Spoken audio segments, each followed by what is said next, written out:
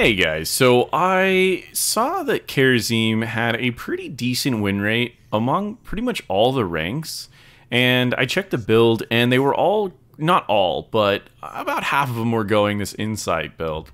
I've never really been a big fan of Insight for a wide variety of reasons, but I was like, hey, I'm not going to let my bias take control here. Let's try this out.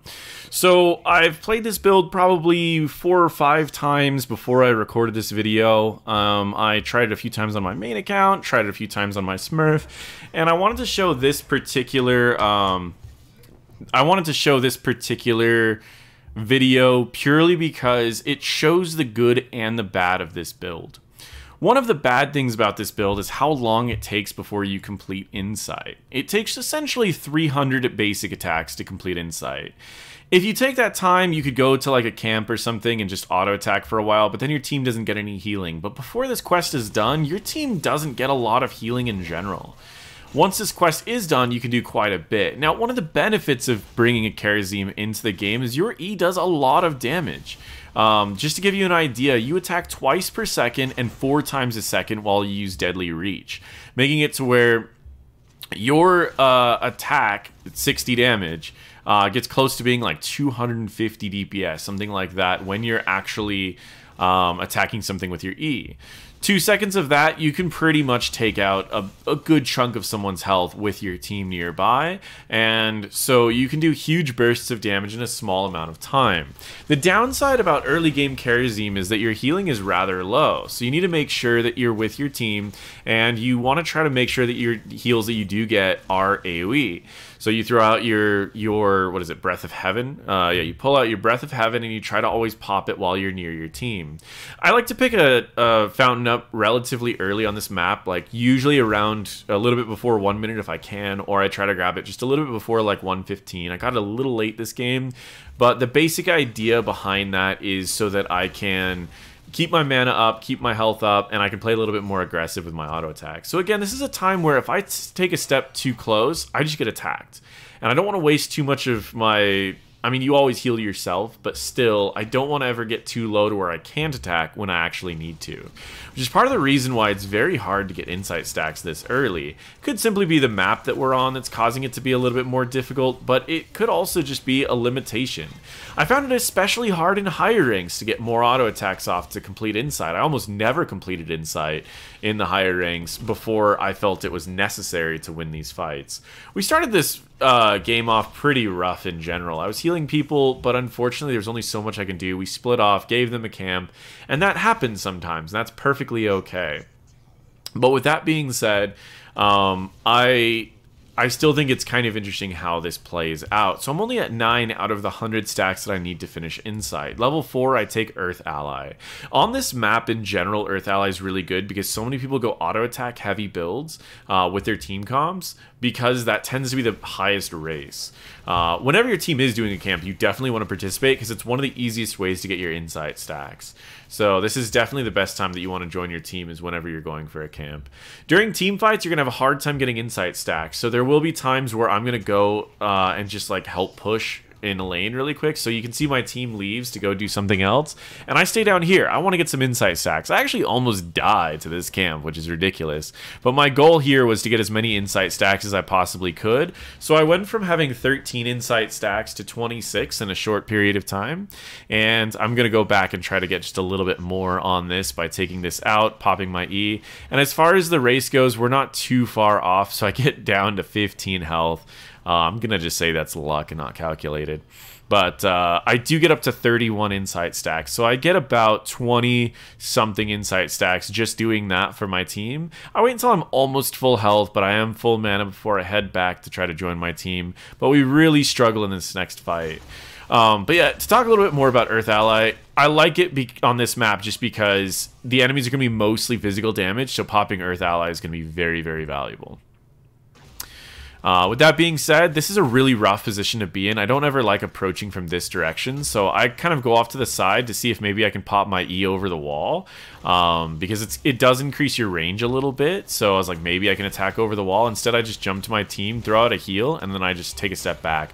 I don't want to take damage that's aimed at my team, so you see I usually try to jump to a flank in between fights, but I ended up getting hit by a stun I just did not see on the ground at all. And we go to get a little bit more damage. We do secure 1 kill, and I'm out of charge stacks, so or dash charges. So I just go for this instead. In that team fight, I was able to get about an extra 9 stacks, and we end up losing this particular objective. If I was the brown build, I would be more likely to actually lead to kills, and I also wouldn't have had to go down to bottom lane to get extra stacks, which means we likely would have actually won this objective if I was brown build, using the level 1 talent to just have more basic attack damage. But and this is one of the reasons why I just don't really like this build, is that you struggle so much in the early game where the other builds are actually extremely powerful. But at the same time, there are still benefits to this build, and we'll see it in the later portions of the game, and that's kind of where we want to build up to. So we're currently halfway done with Insight, about level 7. I think, honestly, you should try to get Insight done before level 10 if you can, which means there may be a time where I should just go down to bottom lane and start on the camp, and then leash it, and start on the camp and leash it, so I don't give them a free camp, but at the same time I get my stacks done. So I pop my E whenever a minion wave shows up, just so I can get my stacks rather quickly. Got an extra 5 stacks right there. Bumped it up to a 6, 7, 8 stacks just quickly onto that Diablo. And now I can deal with this camp. Dealing with enemy camps is actually really good for this. You see that whenever a fight starts, I do drop down the extra block charges. I will get a couple attacks, and then when they start focusing on me, I usually jump back to my team. In this case, I just go for a quick kill, but I try to get out. I don't end up getting out. We do get the souls though, which is kind of nice, so I would say overall that's a pretty good trade for us. I'll fast forward through my death and we can kind of go from there. So I'm at 60% done with Insight, but we're closing in on level 10s, and we're pretty far down on experience. The enemies have gotten more camps than we have. They've gotten more structures than we have. I'll be perfectly fine here. I can always just jump to my ally. I also still have Earth Ally that I could jump to. So whether you jump to a friend or Earth Ally, there's that. I always thought that Blazing Fists was not necessary if you're going Insight, because you should be able to lower the cooldown of your E enough with Insight that you don't need Blazing Fists. But what I've learned from Blazing Fists that's actually pretty good is it gives you a little bit more redundancy. So if you do have the Insight going and you don't get the full duration of Blazing Fist going, or Deadly Reach going, then Blazing Fist kind of accounts for what you missed out on, which is what I really like about it. It gives a lot of redundancy to make the build a little bit more consistent. So this is definitely a talent you're going to want to take in this build.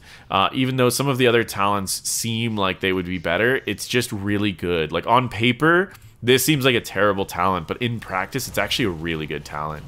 So I generally just go for whoever I can safely attack. I don't usually like going for too much. I do pop my ult here primarily to get out of the Graviton for the majority of the Graviton, and then I go back and I do damage to try to take out Lucio as fast as possible. I end up getting charged on by the enemies. We did win the objective, so I just want to take out Lucio and then probably die. So that's essentially what I go for here. I pop my E, I take out Lucio, so at least we both don't have healers, and we won the objective. I'm going to fast forward through my death, and we are at 89 out of the 100. So you can still kind of break even. If I was to bring up the healing, I'm only down by 4,000 against Lucio. Both of our healing power spikes come a little later in the game. I did take 7-sided because I just generally like 7-sided. Palm for me never really heals enough, so unless they have like a finisher that you're trying to prevent, like you don't want the enemy to get a reset, but you need to also know exactly who they're going for, which is sometimes very risky to know. So I'm going to be able to finish Insight on this camp up here, and taking this talent also allows you to finish Insight faster if you didn't already have it. We will lose a decent amount bot, so I'm going to just start joining my team down at bot lane.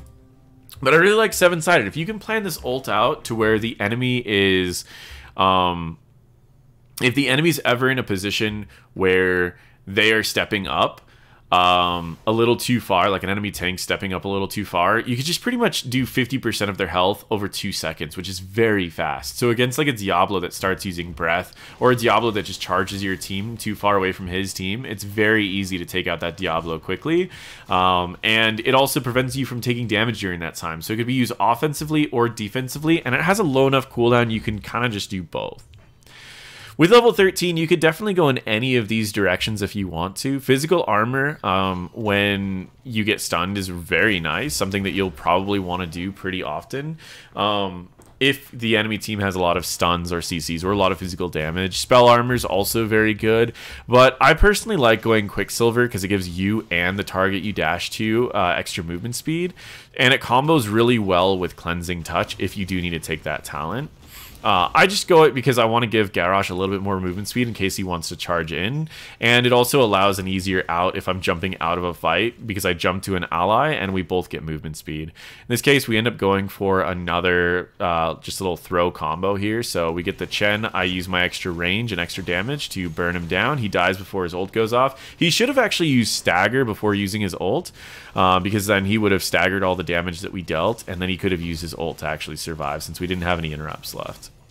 We tear through the Immortal, making this a very good build for Immortal. But again, still focus on joining your team for team fights. Don't just race, even though the race is not bad. So right here, you see that we are going in for a fight. We get a nice blind, and I just want to jump on their backline a little bit, get some damage, and keep the cooldown low of my heal. I want to get away from the stun. I use my ult, and my hope was to jump away to someone, but I ended up just not being able to do that. So, again, that's where the redundancy is kind of nice. If someone gets out of range, even though this technically lowers the cooldown to where you can keep your E going forever, having people stand still for that long is pretty low. I mean, the chance of that is pretty low. So again, we'll fast forward through my deaths. You can see I'm dying a lot, and this could probably be prevented if I used my Q more defensively.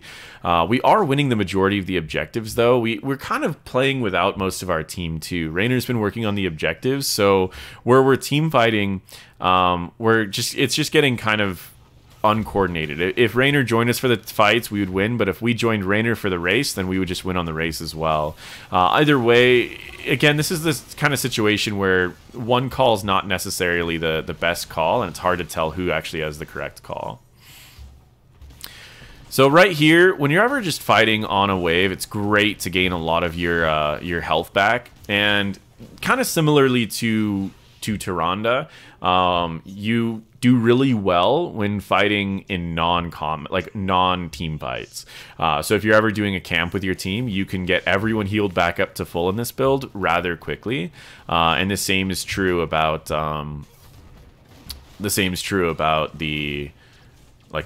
Like if you're outside of a fight, you can get everyone healed back. So that's kind of the benefit. Camps or waves, you can just heal everyone back up. Now, as we approach level 16, I want to talk a little bit about this talent.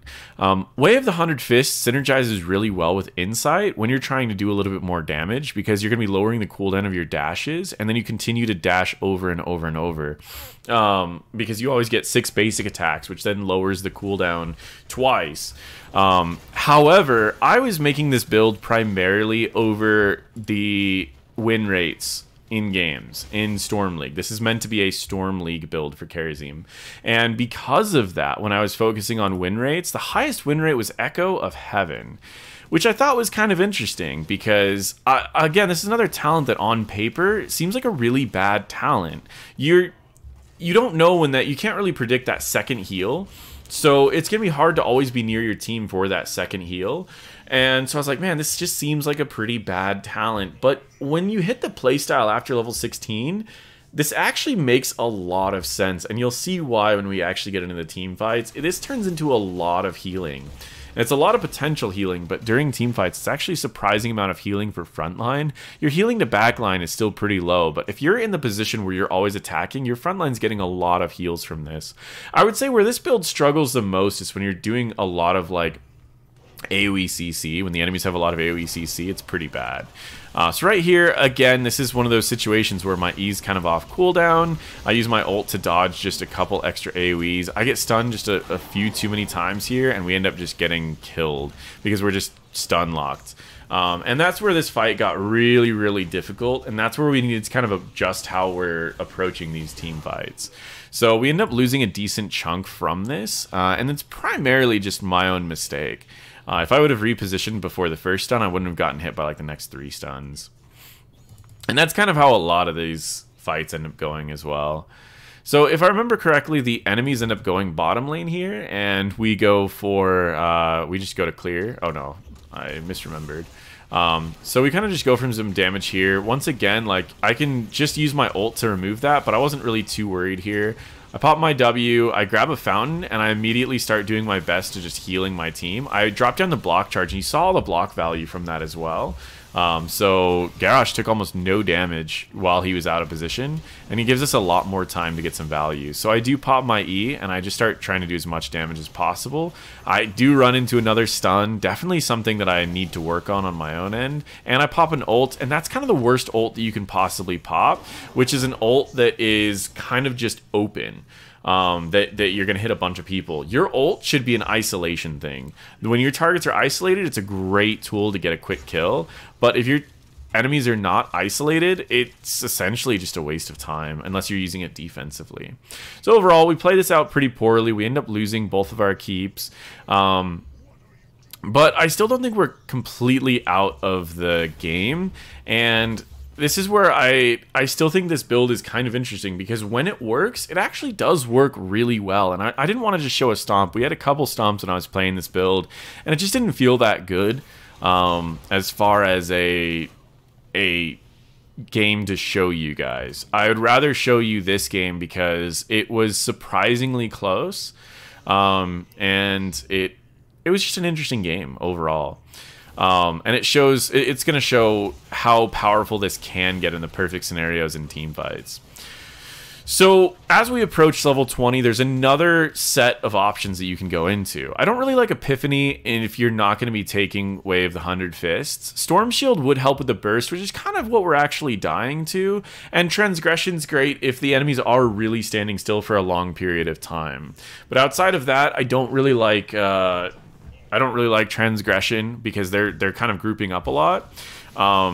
And I'm not going to take Epiphany because of our talents. So Storm Shield's what I end up taking here. We want to hit level 20s as soon as possible, so we're just going to go and play defensive. But if we don't actually win at this objective, we'll likely end up losing the game. So we do need to take a fight here, and we're going to have to take the fight rather fast. So we end up heading in here. We're on defense this time, so this is a great position for us to be on, because this time I'm not going to just be stunned endlessly. I'll probably only get hit by like 1 or 2 stuns if they decide to fight here. We're still waiting for this level 20s to approach, and we've got the Rainer in the bottom lane. So I take my talent rather quickly, getting that Storm Shield, and then I'm going to immediately start using my E and melting down this Chen as fast as possible. I'm then going to jump to my team, and I'm going to immediately use my Storm Shield to give them some more survivability. Now I'm going to slow this down a little bit to show you everything that happens in this fight, because this is where Kharazim's skill expression can go in 100 different ways. And what I mean by skill expression is what you choose to do with your abilities and where you choose to be can make a huge difference. So I gave the shield to one side of the group. Now pay attention to who I gave it to. I jumped to the tankier members of the team to give them 20% of their max health as a shield, and then I jumped to the team that has lower health amounts so that I can give the Breath of Heaven, which is a flat heal. So the people that are more valuable to get a percent health heal versus the people to get a flat health heal, I've used my dashes to get to the best position for both of those people. Then after that, I'm using my E to decrease the cooldowns of my heals so I can heal more often. I got one quick heal onto this Rainer, and then once again, I've got a second heal coming out, which I stand next to the Garrosh, and then I'm lowering the cooldown of my heal to get another heal off onto the Garrosh, and then I'm going to step away, And that's where I'm going to still have the second Echo coming out, as well as the Deadly Reach is still going, so I could go for another hit. We've taken out the Zarya at this point. My team is still rather healthy. So I go back in and I'm auto-attacking. I did also drop down the Earth ally right as the Chen used his Storm, Earth, and Fire. This allowed the Garrosh to block the majority of the damage of Storm, Earth, and Fire, as well as it allowed the extra damage that was being dealt from Diablo and Greymane to be mitigated as well in this upper half of the team fight. From there, I just go to simply auto-attack as much as possible, lowering the cooldown of my W, and in this case, I do need to heal if I W here, I get to heal everyone, and then my second W, I could jump over and try to heal our backline at the same time. So I W first right here, and then in this case, our backline jumps forward, so it doesn't need to heal anymore, and so I get the second heal, and I hit 4 people once again. It's hard to pay attention to, but if you actually can pay attention to when Breath of Heaven is going to activate again, it is something that you can gain an incredible amount of healing for your team, and it's very easy to come back in this fight. No one in my team is really worried about dying because they've all taken half of the damage from Earth Ally, all the burst was mitigated from Storm Shield, and now I'm able to keep up with the Lucio and the amount of healing that I'm doing, albeit in a much smaller radius. I'm also doing a considerable more amount of damage, and I'm healing my team. So my entire team has now stayed alive during this fight, and we've wiped almost the entire enemy team. I can simply pop my ult to take out this person and do an incredible amount of damage. He'll likely die, but I don't want him to be able to drink through the amount of damage there. This time, I tell my team to not go for the objective, and I simply just ping their keep. Unfortunately, a couple people in our team are not actually in comms, so it is something that we need to be worried about a little bit. We destroy this, and this is one of the things that I love about this particular build is, once again, if you're fighting non-combat, you can certainly close out a game by sitting on the core and just tanking it. But in this case, we have a pretty strong Immortal. The enemies are respawning, and I tell my team not to go up top. We had the opportunity to win up top initially, but with the enemies respawning and us taking too long, I figured we'd have a better shot to win with the actual Immortal. And that's why I decided to tell my team to go and reverse. And if you see like I'm not going to show the chat because I will say that there was someone who ended up getting pretty toxic about that call. So I don't want to call out anyone for being toxic, but you could have seen that I did the V-pings and the pings to those locations. And once again, I popped this Storm Shield right as all the major damage is about to come out, and look at all the damage that I'm able to do in a fight. If you pop your E, you destroy someone. So while I don't think that Kharazim is a great healer to actually carry with, if you have a solid tank on your team that you can always follow up, he is definitely a really solid healer. So in this particular case, now I just reposition so I don't ever get hit by the root, and I just keep my team topped off with the actual heals. You can see the cooldown of my E I pretty much always have going, and it allows us to quickly destroy the enemy keep, or the enemy core. I'm able to just slightly out heal the enemy Lucio off of those fights because of the extra benefits from those fights that we had, as well as I did about 13,000 more damage than the Lucio, 7,000 more damage than the opposing Diablo, even 1,000 more damage than the enemy Zarya. So you could see that it's a considerable amount of healing and damage. But the problem with it is how bad the early game is, as well as it does require a lot of skill to be able to hop around and heal everyone, making sure that your abilities are going exactly where they want to go. And that's kind of the idea about all of that and how you want to play it out. But with all of that being said, let me talk a little bit about the build one more time and why I went these talents. I went all of these talents because they were the highest win rate talents on Hot Slogs and Heroes Profile. And that's about it. Level 13 is a little bit different. The other two talents had a little bit higher win rate. But overall, this was just a build that I stole because I was like, hey, I don't think this is the #1 competitive build, but it certainly can be very powerful in Storm League where everything gets really uncoordinated and you need to be hopping around a lot. It is rather valuable in that situation. So if you like Kharazim's playstyle, you can certainly try this out. I do think his meta build is still better for the competitive scene in the competitive environment, but I did want to try out the Insight build a little bit. And while it's probably not the build for me, purely because of how weak the early game is, It is a rather fun build to play in like the second half of a game because of the amount of potential that you have. If you can get a couple kills, the amount of siege damage that it brings allows you to quickly close out a game in the late game. So it is really good. It is countered very, very easily. So it is something that you will definitely want to make sure that you're not getting countered into, but it is a fun build to play. So if you want to try this out, definitely try it out. Thank you guys so much for watching, and feel free to check out my other videos.